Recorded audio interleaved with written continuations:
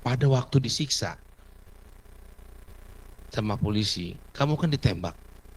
Ya. Jarak berapa meter? Nempel. Nempel. Iya, nempel. Polisi itu kasih senjata di belakang badan belakang kamu gitu. Iya, Bunyi nggak meledak? Meledak nggak? ya, bunyi, ya. Bunyi. Bunyi. Terus apa yang kamu rasakan? Ya, panas, perih Nggak sama. berteriak atau gimana? Ya, kalau iya teriak, Pak. Terus rasanya Panas gitu, Pak. Perih. panas. Apa ada keluar peluru atau keluar apa? Asap atau apa? Kalau itu nggak tahu sih, Pak, dari belakang, Pak. Kamu teriak loh. Teriak.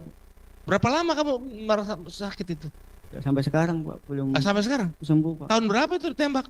2016 16, sekarang 2024 masih sakit sekarang. masih. Saya mendapat pesan dari Pak Hasim Johadikusumo, adiknya Presiden Prabowo, untuk memperhatikan melihat keadaan dari Sudirman. Terus terang aja saya juga kaget. Seorang adik presiden bisa memikirkan sejauh itu dan saya nggak tanya. Beliau yang mengontak saya. Coba lihat keadaan Sudirman katanya. Karena katanya dia mendapat informasi tentang bahwa dia sakit.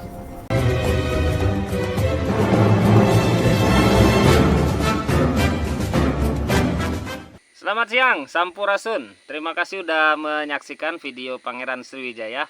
Kali ini kita mau membahas tentang kasus kematian Vina Cirebon. Lama tidak terdengar setelah putusan Mahkamah Agung terkait ditolaknya PK 7 terpidana dalam kasus kematian Vina Cirebon, Vina dan Eki di Cirebon.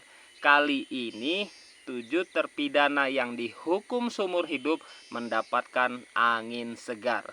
Apa itu? Adiknya Presiden Prabowo Subianto, Hasim Joyo Hadikusumo, menaruh atensi kepada kasus 7 terpidana yang dihukum seumur hidup. Bagaimana ceritanya? Kita simak videonya. Ke sana kebetulan juga bertemu dengan 7 orang narapidana yaitu Sudirman CS. Nah, saya juga sampaikan kepada mereka, walaupun waktu saya diangkat menjadi Wamenko, saya sudah tulis surat pengunduran diri saya sebagai advokat dari mereka. Kemarin saya ke sana khusus menyatakan permohonan maaf saya. Saya sedih terus terang aja, merasa mohon apa, karena mereka kan mungkin belum memahami betul kenapa saya harus tidak menangani dia lagi. Walaupun bersurat saya sudah sampaikan. Saya katakan bahwa bukan saya yang tidak mau lagi menangani mereka. Tapi kewajiban saya sebagai pejabat negara tidak boleh lagi berpraktek sebagai advokat sehingga saya mundur. Sama halnya dengan Jessica. Ya, Jessica Wongso juga pada waktu saya diangkat jadi pejabat negara, dia persis mengajukan PK. Saya 3 hari saya yakinkan dia untuk menghibur dia bahwa saya nggak bisa. Nah, tetapi saya kan tidak boleh meninggalkan mereka. Makanya saya bentuk tim sebelum saya meninggalkan tugas itu, saya bentuk tim supaya tetap melanjutkan pembelaan mereka. Nah, khusus salah satu, jadi mereka sudah memahami, ya, tapi mereka tanya bagaimana nasib kami selanjutnya. Ya, bagaimana kami bisa mendapat keadilan? Saya katakan ada pengacara-pengacara yang melanjutkan perjuangan itu. Tapi khusus Sudirman memang, terus terang aja, saya juga luar biasa kagum ya. Saya mendapat pesan dari Pak Hasim Johadikusumo, adiknya Presiden Prabowo, untuk memperhatikan melihat keadaan dari Sudirman. Terus terang aja saya juga kaget. Seorang adik presiden bisa memikirkan sejauh itu dan saya nggak tanya. Beliau yang mengontak saya. Coba lihat keadaan Sudirman katanya. Karena katanya dia mendapat informasi tentang bahwa dia sakit. Terus terang saya kaget. Kok ada orang sebaik ini gitu. Orang ada presiden, orang kaya, tapi masih mikir nasib rakyat seperti ini.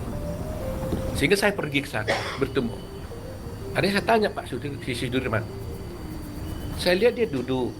Lihat sebenarnya nggak ada apa-apa nih gitu kan. Akhirnya aku tanya dia, kamu sebenarnya apa yang terjadi? Dia bilang, Pak, rupanya dulu dia katanya di punggungnya dengan peluru karet. Jadi keadaan dia sepintas kita lihat gak ada apa-apa, tapi dia bilang sama saya kalau dia duduk nggak bisa lama. Dia hanya lebih nyaman sedikit berdiri, tapi itu nggak bisa lama. Saya buka bajunya, coba saya lihat dulu, lihat di sininya itu, di punggungnya. Nah, akhirnya saya sampaikan kepada dia supaya mau diobati. Saya minta kepada kalapasnya untuk segera membawa dia ke rumah sakit untuk disembuhkan. Sebab begini ya, ini dia kan masih ada muda kan.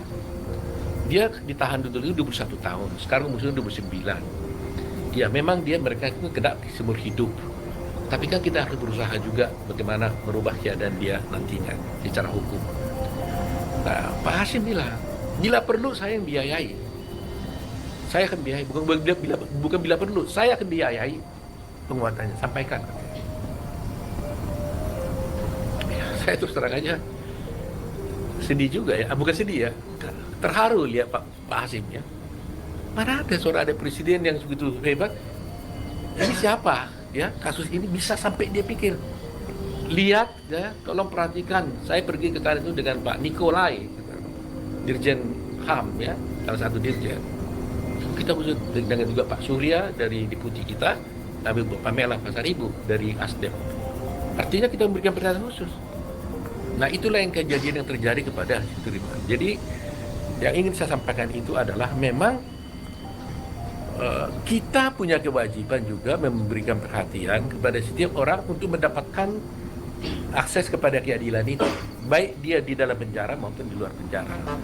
Luar biasa ya, ada harapan baru bagi 7 terpidana dalam kasus kematian Vina dan Eki Cirebon. Tentunya di sini yang ketar-ketir itu pengacaranya Rudiana CS ya, karena jika istana dalam hal ini Hasim Joyo Hadikusumo sudah turun tangan, maka kemungkinan besar kasus ini sudah mendapat atensi dari Bapak Presiden Prabowo Subianto.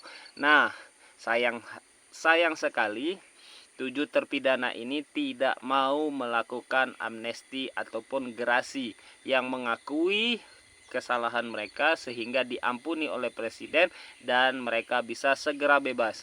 Tetapi mereka bersikeras bahwa mereka tidak melakukan kesalahan tersebut dan mereka rela dihukum seumur hidup jika mereka tidak melakukan terkait kasus pembunuhan Vina dan Eki di Cirebon.